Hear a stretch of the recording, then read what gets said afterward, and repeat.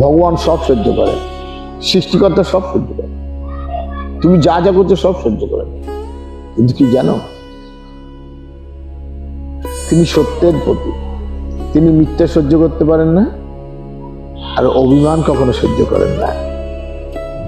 যেমন মহাপ্রতাপশালী মহাবলী সেই অসুর কুলে যিনি, যারা ছিল রাজা বলি থেকে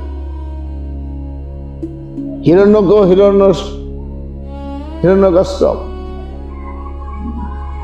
রাবণ, কুম্ভকর্ণ, ভোজরাজ, কংস, মহাপ্রতাপশালী, কিন্তু তাদের এত অভিমান, সেই অভিমান কিন্তু ভগবান চূর্ণ করে দিয়েছেন।